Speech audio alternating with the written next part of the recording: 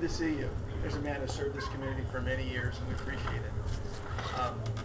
The last time I spoke to you was in 2009, some years ago, and it was right after I refocused on the business and started to really go to work to try to rebuild it and get it on its feet again. There's been a lot of changes since then. Things have been much better. We've improved a great deal in the business, and I want to talk about I'm going to talk some politics, but I'm also going to discuss just some business-related things.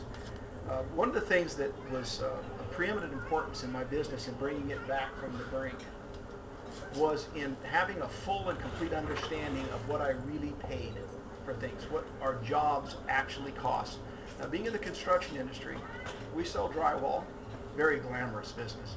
We sell roofing, just a little bit more glamorous, and we sell insulation. We also do insulation contracting. So we have multiple divisions. We now have 4 locations. Since I last spoke with you, we opened a new yard in Jamestown. When everybody else was closing up and going out of business, we opened a new yard. I saw it as a great opportunity. When we sell, let's say it's a roof to a guy in Twainhart, we do an allocation of our job cost from the standpoint of our trucking expense, and try to really determine what that costs, what our labor cost is specifically for that job, what the cost of material is, the real cost of material, and really find out on a job-by-job basis whether that job is a profitable one or not, whether it meets our standard or not. Now, the importance of this is that when you have a sales force out working, if they cannot understand what the job really costs, they don't know if they're bidding right. They don't know if they're making the right decisions in terms of the return on investment. You know, we do a thing in business that government has never heard of. It's called cost-benefit analysis. You know, we think in terms of the long haul. You know, if I'm gonna have to buy a new facility or buy new equipment, I think about the cost of that equipment, how long it's going to take to pay for itself. You know, what the real benefit is of making that purchase, and it may be a 10 or 12 year timeline. And in buying property or investing in a business itself, it may be a 30-year timeline. A timeline that I will not live to see the end of, but I still think in those terms, because that's how business people think. That is the antithesis of how government works. Exactly the opposite. Politicians and government bureaucrats think in terms of, first and foremost, the next election. That's the most important thing in their world, because their life is that job. It's what matters most to them. It's their meal ticket. It's their power. It's their influence in the world. If you look at a business decision in those ways, you will go broke. It won't be very long. You will not be in business if you make decisions with a short-sighted view like that. Our government has been doing that for years, particularly here in California, making decisions that are very short-sighted based upon the next election. And I'll tell you something that I hope resonates with you, but no politician gets credit for solving a problem that hasn't happened yet. Do you understand what I'm saying? Politicians thrive on crises. You know, what was it Obama said a few years ago? We shouldn't miss the opportunity at a real crisis. You know, that's not the exact quote. Something to that effect. You know, don't let it go wasted. You know, a crisis. Because during crisis times, people will make decisions they would otherwise not make. They'll make foolish decisions on the spur of the moment. Businesses don't do that. We don't make those kind of decisions. We'll think about what might happen in our business, the way you insure your business, the way you mitigate your costs, the way you handle your employees. All of those things are looking at what might happen that would be bad and preventing it from happening rather than just addressing it after it happens. Now that's completely different between government and the private sector. Business and government do not think the same way. That's why government sucks at almost everything.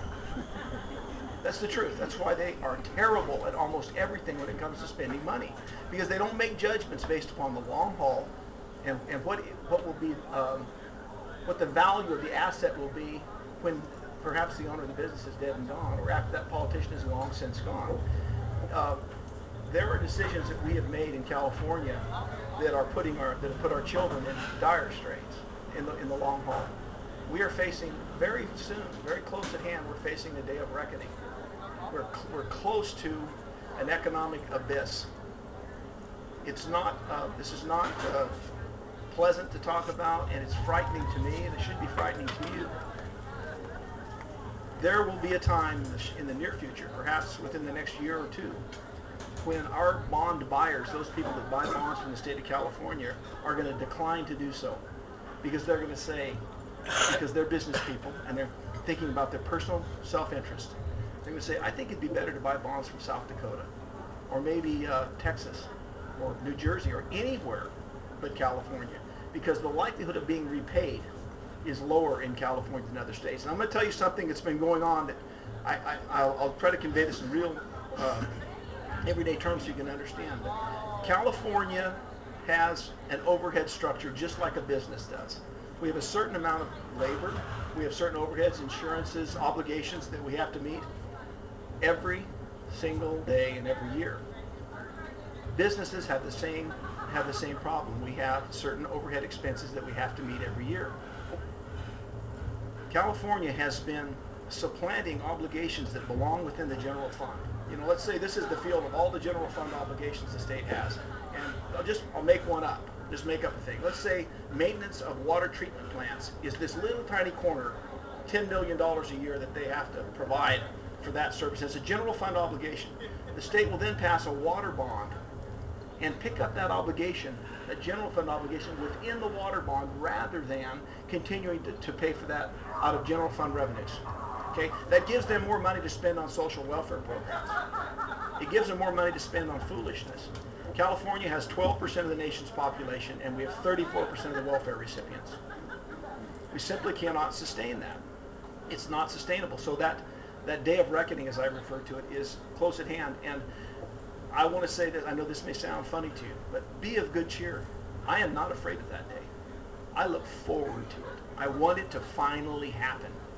Finally get to the bottom where the people of California wake up and realize we cannot spend money we don't have. The national problem is similar.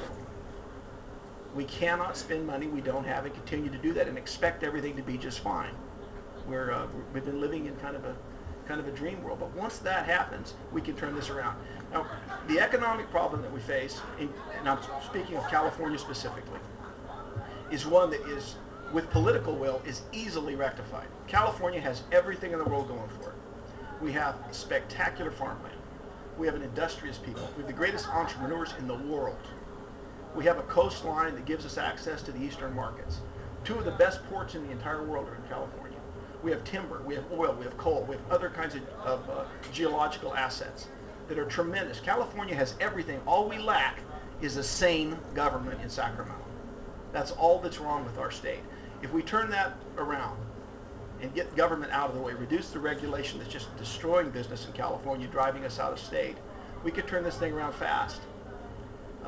AB 32, the CARB regulation, is what motivated me specifically to get back involved in politics. I'm going to have to replace every truck that I own in the next few years.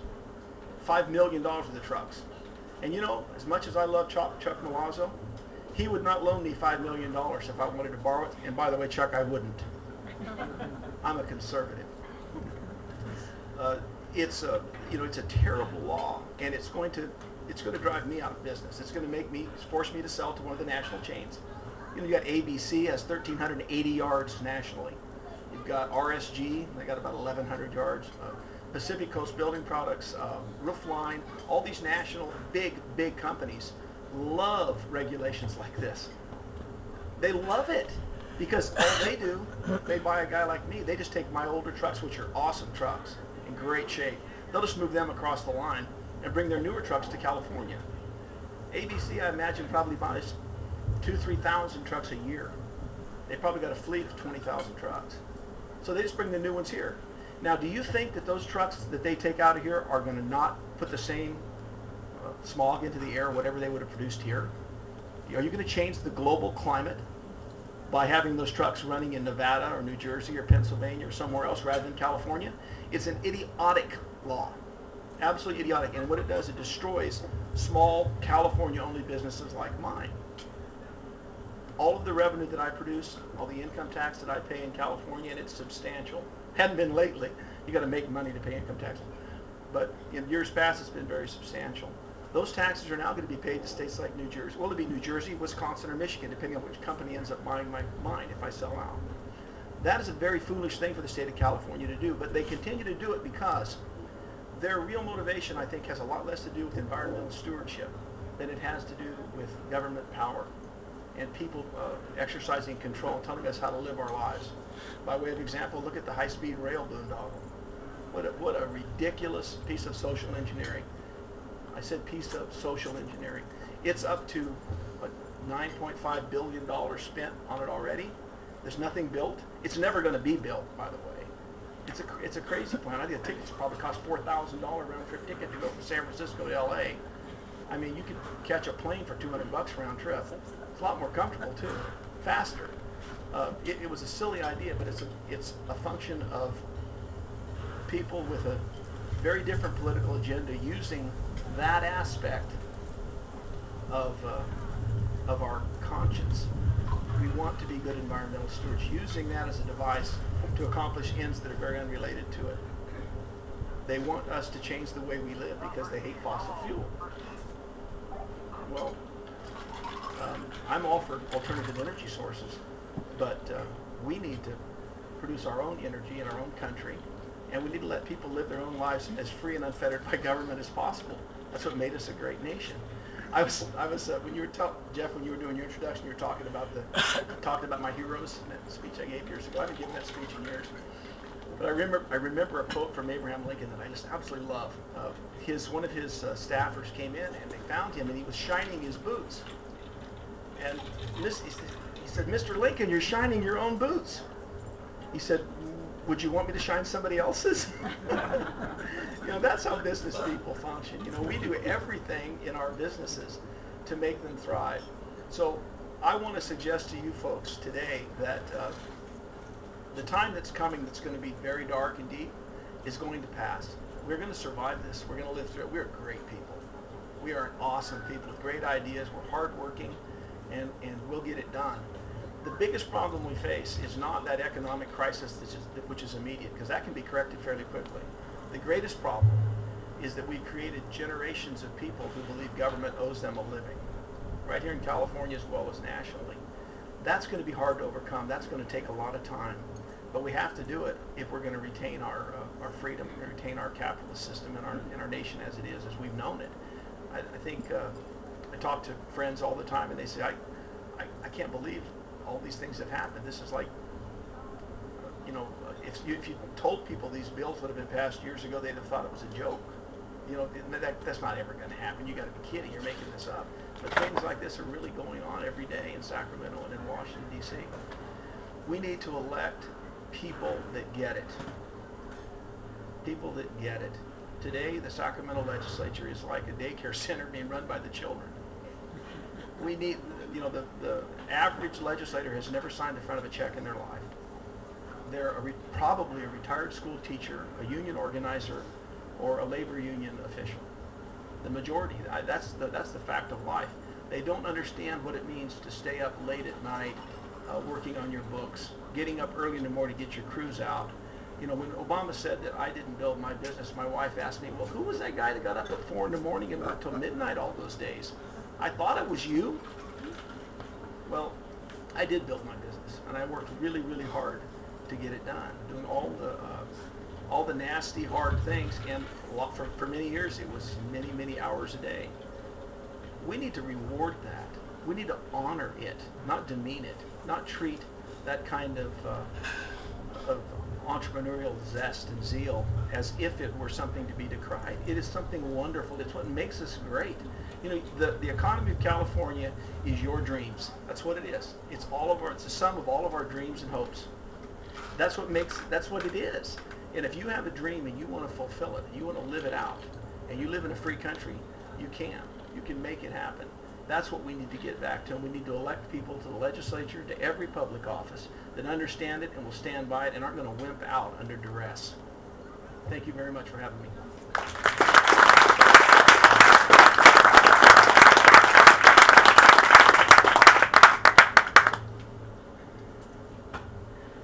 Thanks a lot, Rico. I really appreciate that.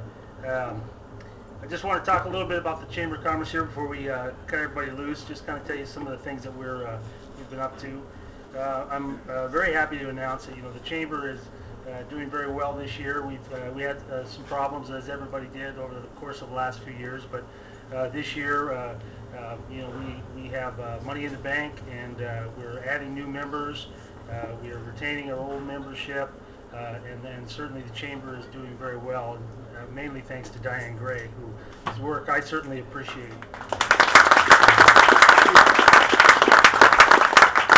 Just a couple of things that you may have noticed, things that Diane has done is, one is we now email our newsletter, which I think has been really a tremendous tool, and it provides really immediate responses, and we can notify our members quite easily that way, and it's worked out real well. Another thing that we've done here recently is we had our first of two candidate forums for the supervisory race. I'm also happy to announce that I believe that 3 of the 4 candidates that are in the runoff for the supervisory campaigns are Chamber members, and I think that is exactly where we want our leaders to come from, is from the Chamber of Commerce with business backgrounds. So I'm thankful for that. We had our first one in Valley Springs Wednesday, and I thought that went very well. We asked some very tough business-related questions. We have another one coming up in McCullough Hill on the 29th, on the 26th. Again, if you have any pertinent business-related questions that you'd like to have us ask at that forum, we will take some questions from the audience too, but we want to have a stack of business-related questions that are pertinent to Calaveras County on file to ask at that forum.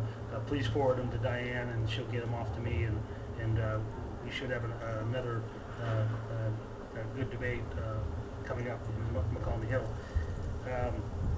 One of the things that we're always looking for, we're looking for new ideas from our membership. I was given one today that I think is a good idea, and I'll be seeking this out. I'll talk to my executive board about trying to make this happen, but I think it's about time that we got a update on the Calaveras County General Plan from the Calaveras County Board of Supervisors. I think that there's still so much unknown, and that general plan is really, until they can make that thing legally adequate, it is really an impediment to growth and development in Calaveras County. So I'm going to ask my executive board to see about having a general plan update for the Chamber. So with that, I would just, one more second here for me. When you're in politics, you're supposed to always promote yourself. We're having a fundraiser here at Camps on the 5th of October, and I want to invite all of you to attend. We've got some flyers here, and Diane is going to be on our host committee. Thank you. Gary Kuntz and some others. We'd love to have you. It'll be a lot of fun. We're going to have a surf and turf thing. I think we're going to call it San Enchanted Evening. Oh, we might want to work on that. Thanks. I just want to close with a personal comment about the campaigns that are coming up. It really is an opportunity, I think, to change the structure in Calaveras County. It is important that we stay engaged, particularly locally. The assembly race, I think, is also quite important. Excuse me. And I'll tell you why I believe it is important. Whether you're, leaning to the left or the right, we have 2 conservatives or reasonably conservative people in, one conservative, one reasonably conservative people in the runoff. I think access to your assemblyman is a very important thing. I also have great concerns with water-related issues. The Bay Delta plan that is being pushed forward is, let me tell you, they are coming after our water. And the people that are coming after it are valley farmers and valley ranchers. And that is one of the people that's running, or that's the person that's running against Rico Oller. I'm very concerned about putting our water rights in the hands of a valley farmer. So with that, please stay engaged over the course of the next 40, 50 days. And 46 days for this county. And educate yourself, and also don't be afraid to stand up and ask questions when we have the opportunities of our leaders. So thank you very much. Enjoy your day. Thank you.